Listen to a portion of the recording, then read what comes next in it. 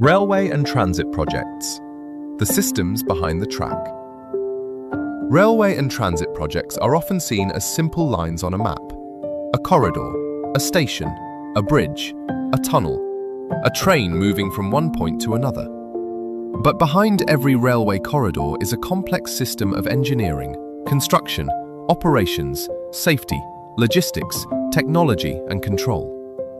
A railway is a controlled movement system. It must carry people, freight, or both, safely and predictably through cities, industrial areas, remote corridors, active communities, and live operating environments. That is why railway and transit projects require more than construction experience. They require systems thinking.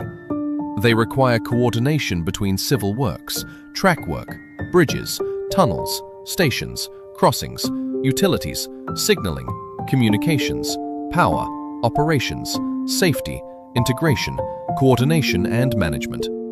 At Golden Ratio International, our experience across railway and transit projects includes scope development, estimating, scheduling, project coordination, construction management, project controls, project management, program management, and the provision of specialized project resources.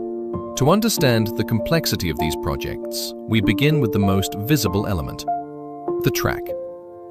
Track is the physical guideway that carries the train, but track is not one simple line. It includes rails, ties or sleepers, ballast, fasteners, drainage, subgrade, geometry, alignment, curves, grades, switches, sidings, crossings, and maintenance access. In freight rail, the track must support heavy axle loads, long trains, high tonnage, and continuous wear. In urban transit, the priorities may include passenger comfort, noise control, tight geometry, tunnel clearance, platform interfaces, service frequency, and safety in dense public environments. But not all railway track is built or maintained to the same standard. One of the most important concepts in railway infrastructure is track class. Track class defines the maximum allowable operating speed based on the condition, geometry, structure, inspection, and maintenance standard of the track. Class 1 track is low-speed track. Class 2 track supports modest speeds. Class 3 track supports higher freight and passenger movement. Class 4 and Class 5 track move into higher quality mainline and passenger territory. In simple terms, higher track class means higher speed, but higher speed requires greater discipline, better geometry, better surface condition, better drainage, better inspection, better maintenance, stronger structures, safer crossings, more reliable signaling, and more controlled operations. Speed is not simply an operating decision. Speed is an infrastructure decision. A railway corridor may look continuous on a map, but in reality it may contain different speed zones, different track classes, curve restrictions, bridge restrictions, turnout limits, signal rules, and operating constraints. For project teams, this matters. A Class 2 siding is not the same as a Class 4 mainline. A low-speed industrial track is not the same as a passenger corridor. A turnout designed for yard movement is not the same as a turnout designed for higher-speed mainline operation. And upgrading track speed is rarely just a matter of replacing rail. It may require improvements to ballast, ties, drainage, geometry, bridges, crossings, signals, communications, testing, inspection, and long-term maintenance standards. This is where railway projects begin to reveal their real complexity. Then come the special trackwork elements. A switch allows a train to move from one track to another. A turnout is the complete arrangement that makes that movement possible. A frog is the crossing point inside a turnout where wheel paths intersect. A diamond is where two tracks cross each other at grade. A siding is a secondary track used for passing, staging, loading, storage, or operational flexibility. A crossover allows trains to move from one parallel track to another. These words may sound small, but in railway construction, they carry major cost, schedule, safety, and operational implications. A turnout is not just steel on the ground. It may involve grading, drainage, rail installation, welding, switch machines, signaling integration, power, testing, commissioning, and maintenance access. A crossing is not just where a road meets a railway. It may require gates, lights, bells, warning systems, pavement panels, utility relocation, drainage, traffic management, public coordination, and regulatory approval. A bridge is not just a structure.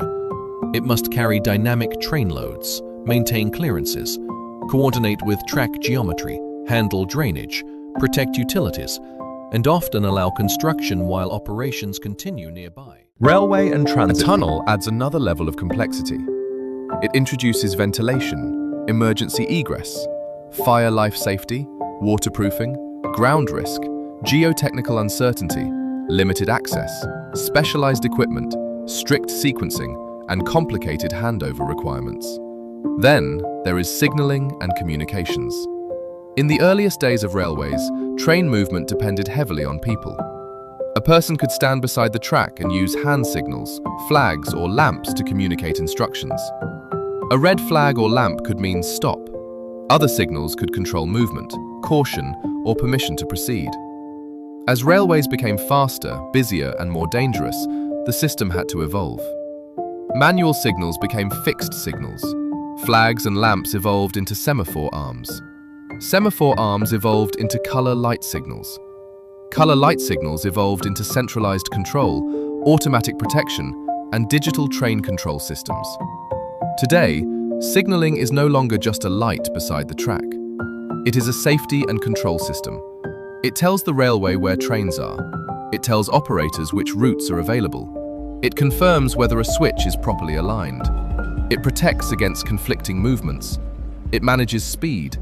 It supports safe spacing between trains.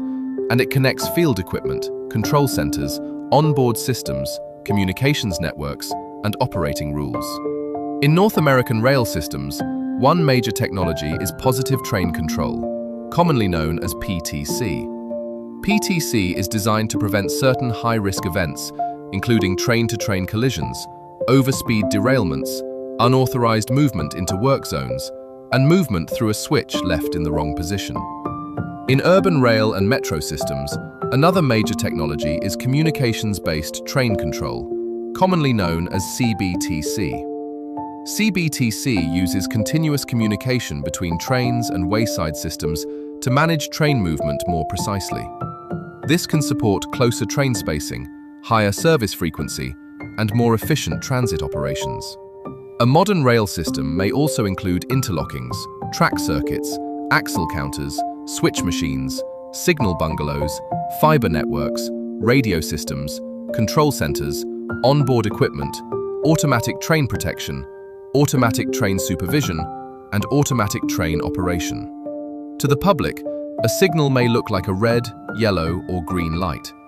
To a railway project team, that same signal represents design, procurement, installation, cable routing, software configuration, testing, certification, cutover planning, and operational readiness. This is why railway and transit projects are so difficult to deliver. Every element touches another element. Track affects signaling. Signaling affects operations. Operations affect scheduling. Structures affect clearances. Clearances affect rolling stock. Stations affect passenger flow. Utilities affect construction staging. Construction staging affects service continuity. Service continuity affects public confidence. And every one of these factors affects cost, schedule, risk, safety, and delivery strategy. A railway estimate must understand the physical scope. A railway schedule must understand access windows, outages, possessions, seasonal constraints, testing, commissioning, and handover. A railway construction plan must protect safety while maintaining progress. A railway management team must coordinate designers, contractors, operators, regulators, utilities, municipalities, suppliers, and stakeholders. At Golden Ratio International, we support railway and transit programs across the full project lifecycle, from early scope development to detailed estimating. from scheduling and project controls to field coordination, from construction management to project and program management, from direct project support to specialized resource augmentation. Our value is not limited to preparing numbers or schedules. Our value is in understanding how the railway system fits together: track and structures, switches and crossings, bridges and tunnels, signals and communications, operations and safety, cost and schedule, planning and execution. Railway and transit projects succeed when technical complexity is translated into structured delivery. Because railway infrastructure is not simply built, it is integrated, it is controlled, it is tested, it is commissioned, and it is delivered into live public and operational environments where safety, reliability, and continuity matter. In railway projects, every component has a purpose. Every interface has a risk. Every outage has a cost. Every delay affects the public, the operator, and the project. And every successful railway program depends on disciplined coordination between engineering, construction, controls, operations, and management.